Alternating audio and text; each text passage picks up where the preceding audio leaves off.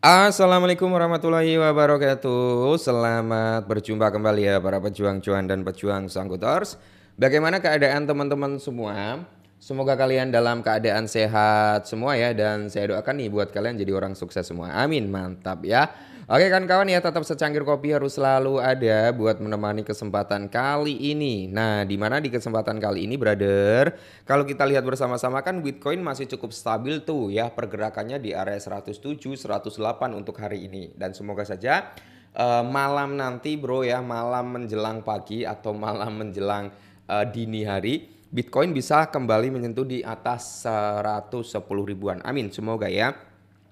Nah, di sini kalau kita lihat untuk price indeksnya altcoin dia mengalami koreksi 2 poin ya, Bro. Ya sempat menyentuh di area 29 lah ya, tapi dia koreksi 2 poin nggak apa-apa. Market cap masih bertahan di area 3,3 triliun dolar.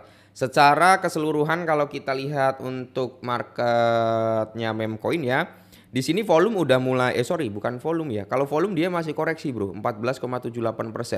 Market cap ya, market cap dia mencoba untuk rebound, mencoba untuk naik lagi sekitar 0,20%.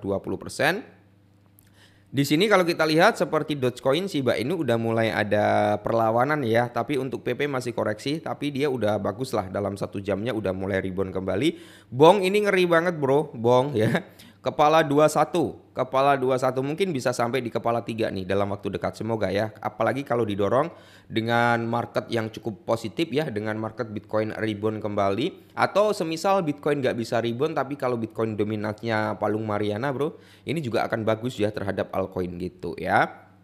Nah, jadi secara overallnya di sini sekitar 70% juga ya market daripada memcoin mulai rebound, 30%-nya masih dalam fase koreksi. Semisal kalian pegang memcoin apa yang notabene dia rebound, silakan kalian bisa TP dulu ya bro ya, untuk antisipasi kalau dia terjadi penurunan kembali.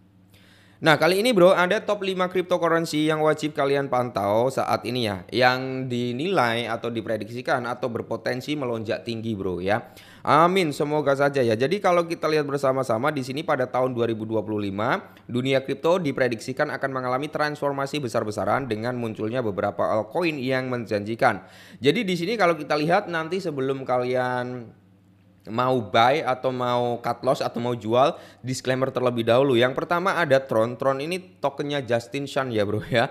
Ini ngeri-ngeri sedap juga, tapi ini prospeknya cukup bagus ya. Dia pengembangnya udah cukup ternama juga bro. Ngeri-ngeri sedap dalam tanda kutip adalah ngeri ketika dia naiknya gila-gilaan gitu maksudnya ya. Dengan memanfaatkan model konsensus delegate ya, proof of stake atau DPoS teman-teman ya, Tron mampu memproses lebih dari 2000 transaksi per detik dengan biaya yang sangat rendah. Dan Tron sendiri juga udah ada smart contract-nya ya. Banyak juga token-token terlahir di jaringan TRX ya bro ya. Banyak juga yang terlahir di jaringan Tron. Nanti kalau semisal nih Tron ini bisa se-hype Solana atau se-hype BNB bro dari token-token ekosistemnya, tidak menutup kemungkinan ya Tron ini juga akan mengalami kenaikan yang cukup signifikan. Ya walaupun nggak punya banyak, setidaknya 5-10 Tron punya kali ya bro ya, karena harganya juga cenderung masih murah, under $1 juga. Nah, dukungan kuat terhadap stablecoin seperti USDT dan USDC khususnya di jaringan Tron telah memperkuat posisinya dalam perdagangan berbasis kripto dan layanan pengiriman uang taruhan di pasar negara berkembang bro ya. Yang berikutnya di sini bro ada VeChain ya. VeChain ini merevolusi rantai pasokan dengan kapasitas dari blockchainnya ya.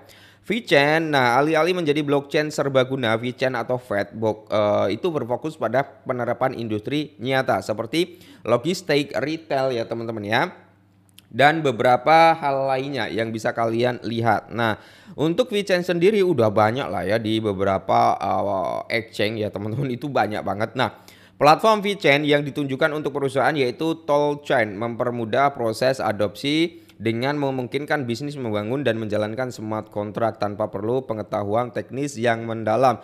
Hal ini sangat menarik bagi industri tradisional yang ingin bertransformasi secara digital bro. Ngeri ya. Nah, untuk yang ketiga itu ada Chainlink ya. Chainlink ini juga cukup bagus, mantap jiwa juga ya bro ya. Jadi kalau kita lihat untuk Chainlink sendiri, smart contract memiliki potensi untuk mengotomatiskan sebagian besar namun tanpa akses ke data eksternal yang andal.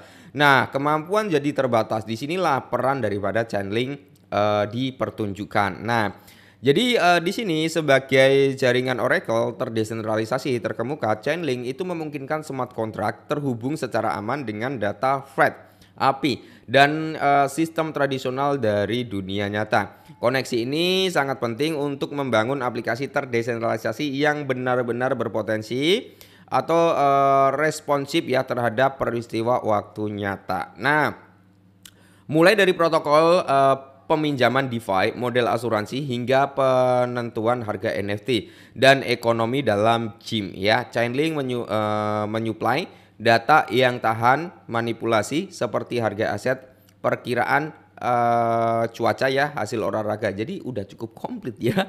Gitu, Bro. Nah, berikutnya itu ada Avalanche. Avalanche ini adalah layer 1 ya bro ya, cepat dengan kekuatan super dari subnet. Nah, Avalanche ini juga bisa kalian disclaimerkan kembali. Nah, setelah menempatkan dirinya sebagai salah satu blockchain layer 1 paling canggih secara teknis dengan mengatasi apa yang sering disebut sebagai blockchain. Nah, yang perlu kalian ketahui sendiri teman-teman ya, udah ada beberapa, udah cukup banyak lah, bukan beberapa ya, meme coin yang terjadi atau yang terlahir di jaringan Avalanche ini bro ya.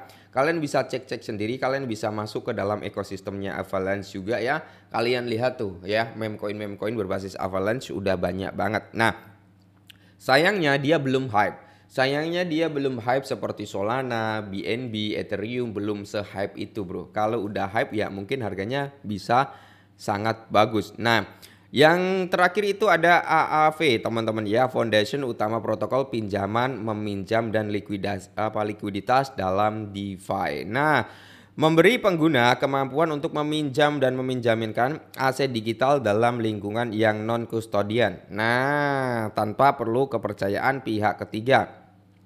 Jadi di sini kalau kita lihat ya, tetap mendapatkan hasil pasif ya, pasif yield. Nah, diluncuran di Ethereum, AAV kini telah berkembang ke berbagai jaringan lain seperti Polygon, Avalanche, dan Optimism atau OP ya. Nah, memperkuat posisinya sebagai pemimpin DeFi lintas rantai dengan nilai total terkunci atau TVL-nya, total value lock-nya teman-teman ya, mencapai miliaran dolar. AV mencerminkan kepercayaan investor dan pengguna jangka panjangnya. Nah, ini adalah kelima altcoin ya bro yang diprediksikan memiliki potensi yang cukup bagus oleh para analis ya. Dan semoga saja dari 5 ini bro salah satunya kalian punya ya. Oke, mungkin ini dulu ya sedikit informasi tentang kelima altcoin ini yang memiliki prospek cukup bagus di pandangan para analis. Kalau saya pribadi ada sekitar 3 dari altcoin ini yang saya miliki ya bro ya. Ada 3 dari altcoin ini yang saya miliki dan semoga saja salah satunya bisa meledak. Amin. Tetap semangat, disclaimer dan salam cuan.